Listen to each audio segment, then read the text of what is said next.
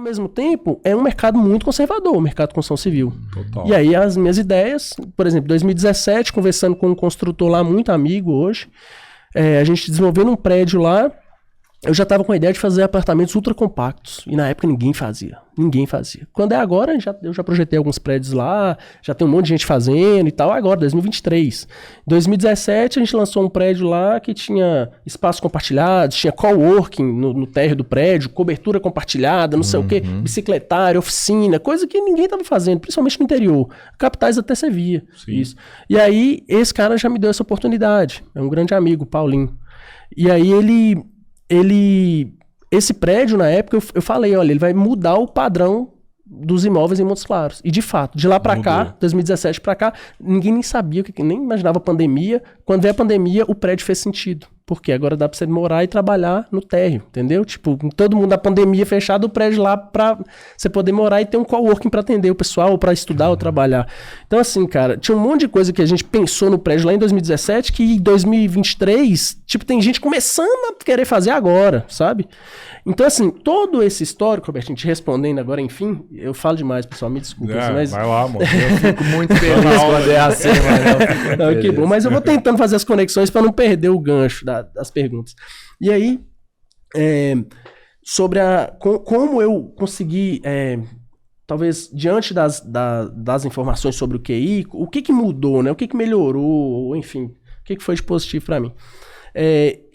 Eu já tinha todo esse histórico como profissional, né? Eu formei no final de 2010, então eu já estava ali com mais de 10 anos de formação, muito projeto feito, mais de, sei lá, 2 milhões de metros quadrados projetados para loteamento, sei lá, quantos mil metros quadrados de área de projeto arquitetônico. Atualizando aí pra você, se não me engano, 2,5 milhões, tá? Não, bacana. E aí, o que acontece? Quando eu recebi o resultado, isso me trouxe uma certa condição de falar assim, opa, pode acreditar mais em você. Suas ideias podem estar fazendo sentido, sim. Não mate suas ideias. Tipo assim, não deixe suas ideias morrerem. Porque, às vezes, aquela pessoa não está conseguindo entender o que você está falando. E não é porque ela é incapaz. Talvez a forma que você fala, você já acredita que ela tem o mesmo repertório que você. Só que você pesquisou tanta coisa para chegar naquilo ali, que você quer com uma frase explicar o negócio pra pessoa, a pessoa não vai entender. Entendeu? Eu chegava, por exemplo, a pessoa e falava assim, cara, eu tô imaginando um copo que você coloca o copo aqui de vidro e ele flutua. Sei lá, tô inventando uma coisa bem maluca aqui. E ele flutua. A pessoa vira e fala assim, não, mas como assim um copo de vidro flutua, moço? Não vou investir nisso, não. Fala, não, moço, mas vai funcionar, cara, eu te garanto, o negócio é bom e tal. Mas, cara, flutua como? Só que assim, na cabeça dele é uma coisa impossível. Na minha cabeça eu já tinha pesquisado que tinha uma forma de colocar um magnetismo e que a mesa ia ter um ímã por baixo. Só que, sei lá, ia aqui na base do copo, ninguém ia ver porque tinha um espelho, mas o ímã tava por baixo do espelho. Eu tô inventando isso agora, mas assim, tipo, uma forma de esconder o ímã e que você coloca e o copo fica flutuando. Né? Mas por magnetismo ele tá aqui. Mas eu não explicava isso. Mesa, não vai... Nada, mas eu não explicava isso. Eu só falava assim, cara, dá pra fazer e tal. Na arquitetura, poxa, na minha cabeça tava claro, vamos fazer assim, vamos fazer assado, vamos lançar isso. Não, cara, o pessoal, o mercado... O que acontece? Eu tava falando de inovação para um mercado que, historicamente, é extremamente conservador. Total. E tá tudo bem até um ponto. Por quê? A gente está falando de cifras muito altas. Não tem como você falar com o investidor para pegar aquele capital imenso e investir num negócio que pode ser que dê certo. Ou pode ser que dê errado. Entendeu? E até então eu não tinha resultado para falar assim, não, moço, eu te garanto que vai dar certo. Quem é que garante? Você? Um moleque? Tipo... mas depois o resultado virou meio que um cheque em branco agora, não? Tipo isso. Só que depois desse resultado, o que acontece? O pessoal começou a confiar mais, Sim. Tipo, nas coisas que eu falo. E eu agradeço a todos por isso. E eu também me senti na obrigação de aumentar minha responsabilidade sobre as coisas. Pô, né? caramba. Participar mais dos projetos, até como parceiro, ou investindo no que eu puder. Investir no risco. Fala, cara, eu vou fazer, porque tem formas. Eu descobri métodos, por exemplo, de fazer o projeto e fazer validações como se fossem pesquisas de mercado, usando ferramentas digitais, para que aí sim eu tenha a comprovação de que aquele público compraria aquilo ali, e aí a pessoa pode investir. Eu tive que desenvolver métodos próprios para isso. Para validar o projeto antes dele ser lançado. Um business plan do negócio. Tipo Você isso, cara. faz todo... Aí eu penso no público-alvo, eu não faço... Porque assim, o perfil normal do arquiteto é assim, o cara quer fazer um prédio. Aí ele chega pro arquiteto e fala, cara, eu tenho esse terreno de 1.000 metros e eu quero fazer um prédio aqui no máximo que der de apartamentos. No máximo. Aí ele vai falar, o valor para fazer isso aqui é tanto. E aí o cara vai falar com ele, eu te pago, e aí você me fala aí depois quanto que deu de apartamento. Aí o arquiteto vai lá, faz o estudo preliminar, dá um prédio lá de 12 andares com 80 apartamentos e alguns apartamentos são de 2 quartos, outros são de 3 quartos, e é isso. Ou seja, o arquiteto vendeu um serviço de projeto, tá tudo ok, ele pensou na incidência solar, pensou na ventilação, pensou na acessibilidade, pensou no método construtivo ali, tá tudo certo. Numa fachada bacana. Fachada né? bonita, bacana. Cara, e assim, não é desmerecendo nenhum arquiteto, né? Não é isso. Esse é o trabalho, é o que é ensinado na academia. Mas é o arroz com feijão isso aí, né? A academia de arquitetura, eu tenho algumas críticas.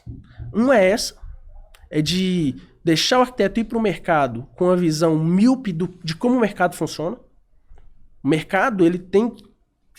O arquiteto tem que pensar como um empreendedor. O empreendedor que desenvolve um prédio para um determinado público, isso é um produto. Esse público tem que ter interesse por esse produto, tem que enxergar valor nesse produto para que ele pague e o empreendedor ainda tenha lucro, a ponto de poder pagar toda a cadeia produtiva daquilo ali.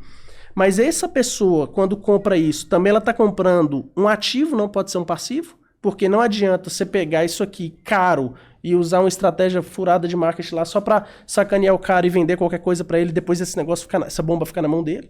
Tem que ser geração de valor de fato. É como se eu estivesse comprando um iPhone, eu sei que eu posso comprar, usar até e depois eu vou vender que ainda vai ter valor, porque é um bom produto. Então eu vou lá e projeto um prédio que é um bom produto, um excelente produto, tem conceito, tem branding, tem tecnologia, inovação, tem uma série de coisas pensadas para um público X. Aí eu tenho que ir lá e pesquisar esse público X, cara. Fazer pesquisa, entender o que esse pessoal quer, qual o poder de pagamento, poder de compra, né? De financiamento, qual é a configuração familiar, quais são os hábitos de consumo, o comportamento mesmo, do dia a dia, a rotina dessa pessoa, onde que ela frequenta, o que ela gosta de fazer, seus hobbies. Eu tenho que pesquisar isso tudo para falar, cara, o produto ideal para essa galera aqui é esse. O que essa lógica muda? Ela muda na forma como os empreendedores vão para o mercado. Por quê? Normalmente, os empreendedores contratam um arquiteto pensando assim, cara, o meu colega construtor fez esse prédio aqui, ó. Esse prédio, eles são apartamentos de 3 quartos com 80 metros quadrados e vendeu tudo. Então, arquiteto, ele vai lá e contrata, eu quero um prédio de apartamento de 3 quartos de 80 metros quadrados e replica. E se bobear, ele entrega até a planta e fala, faz algo parecido aí. Muda só um pouco a fachada aqui, assim, assado. É isso que eles fazem. Então, é um mercado que ele vai replicando um produto e vai perpetuando uma má leitura do público-alvo. Entendeu? Entendo. Isso vai perpetuando. E aí esse conservadorismo, ele maltrata a sociedade. Por quê? A única opção que as pessoas têm para comprar é aquilo que está sendo oferecido, que está na mão de pouquíssimos. Vocês já pararam para pensar quantos empreendedores tem na cidade que constroem prédios? Ou casas em escala? São pouquíssimos, cara. Pouquíssimos, assim. É um percentual minúsculo de pessoas. Então, assim, esses caras meio que ditam a configuração urbana. Mas é aquela parada, né? O cara não quer errar, né? O cara quer maximizar o máximo de lucro ali, né? Só que olha só, onde que muda a lógica que eu tava falando. Imagina o seguinte, ao invés do cara ir lá e copiar isso aqui e replicar, e a sociedade só ter isso pra comprar, ele tem que primeiro ir lá fazer um estudo preliminar e falar, sociedade, o que vocês acham disso aqui? Eu não lancei ainda não, nem vou construir agora não. Mas o que vocês acham dessa ideia de projeto aqui? Você compraria isso aqui? É uma pesquisa com um estudo preliminar feito antes. Não é uma pesquisa de mercado, tipo assim... Vamos lá. Vocês vão entender claramente. O Steve Jobs, quando lançou o iPhone em 2007, você acha que ele foi primeiro e perguntou assim... Pessoal, vocês comprariam um celular sem botão? Um smartphone sem botão? Todo mundo ia falar, não. Porque eu quero um BlackBerry cheio de botão. Sim. Ele não fez esse tipo de pergunta. Ele foi lá e entendeu as dores, entendeu como a pessoa funciona, o quão fluido tem que ser o tato, a forma de manusear o celular, para ele criar uma coisa de fato inovadora. Quando ele apresenta aquilo, porque ele já entendeu o lado psicológico do público-alvo todinho, quando ele apresenta aquilo, cara, a pessoa abraça porque aquilo faz muito sentido para ela. É porque às vezes entendeu? O público tá viciado, né? Não vai conseguir te dar uma informação assertiva. Ele já tá acostumado com um padrão ali, algo novo, e nem vai saber o que responder em cima daquilo. E é injusto você colocar uma pessoa pra imaginar algo que é papel seu. Também. Pensa pra você ver. A sociedade não é obrigada a imaginar o que ela quer, não. Você que tem que imaginar. Aí entra, vamos lá, inclusive quem for da área, pega essa ideia aí. Existe o Design Thinking, que é uma técnica de desenvolvimento de produtos, que é do mundo do design. Thinking. É a forma de pensar do design para desenvolver um produto, como um copo como esse. Por que esse copo ele é assim? Por que a boca é mais larga? Por que a base é mais grossa para pesar? Enfim. Ele desenvolve um produto e tem uma metodologia para isso. E existe o Human Centered Design, que é design centrado no ser humano. Como é que funciona isso? Você primeiro vai imergir no público e viver como eles. Entender como funciona a rotina, seus gostos, tudo isso que eu falei aqui. Mas é entrar lá, viver junto. Tem, inclusive, pessoas que desenvolvem produtos para... Vou dar um exemplo, aldeias indígenas. Não é produtos para vender para eles, não, mas para resolver as dores deles mesmo, tá?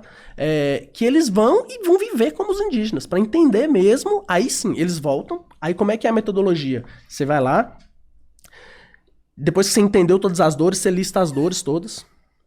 Dessas dores, você vai listar várias hipóteses de soluções, várias hipóteses. Ainda é um processo divergente, não é convergente. É um processo que você está só no brainstorming ali, criando hipóteses de solução. Depois você cruza as hipóteses de solução e cria hipóteses mais refinadas e melhores.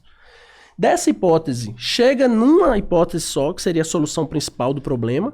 Essa solução ela tem que ser prototipada. Você cria um protótipo disso. Esse protótipo é validado com o público. Depois que você valida com o público, você testa, valida, né? Testa de novo, colhe feedback. Se precisar corrigir, refazer o protótipo, testa de novo, até falar o produto está perfeito, lança no mercado. Por que não aplicar Human Centered Design na arquitetura e na construção? Mas hoje tem muita construção civil que faz isso, né? Vou te dar um exemplo aqui. Sei lá, Caldas Novas, que é uma cidade turística aqui perto.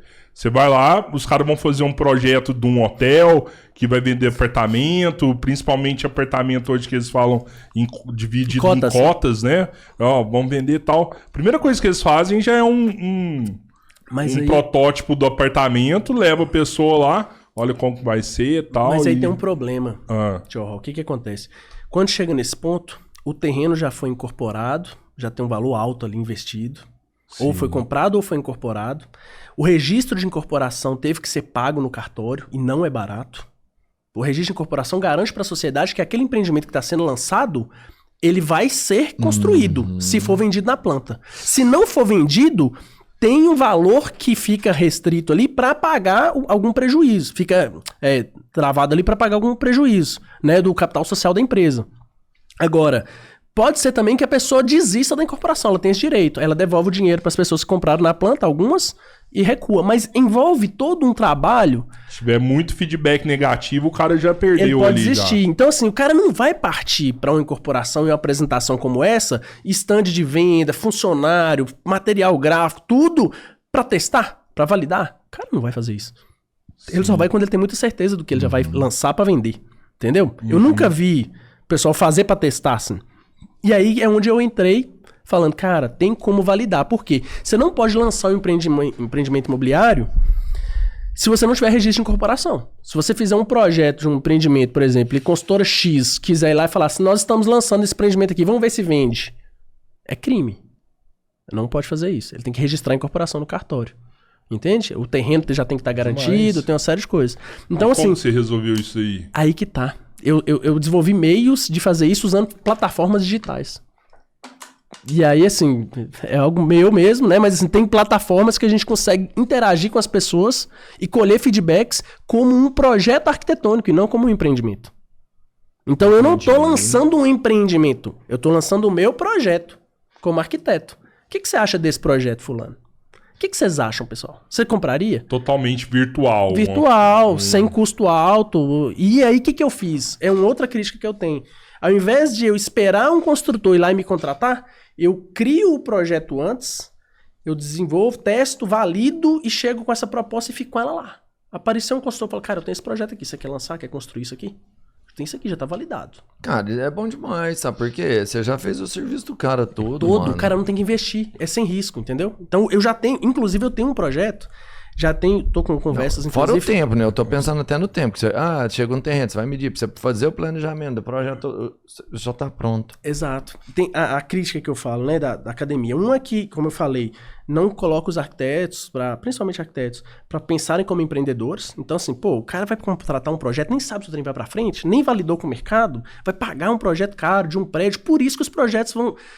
Por isso que a profissão vai ficando prostituída, porque os consultores vão querer pagar cada vez menos para correr menos risco, e o cara, às vezes, apertado, precisa ir lá e fazer o serviço e vende um projeto barato.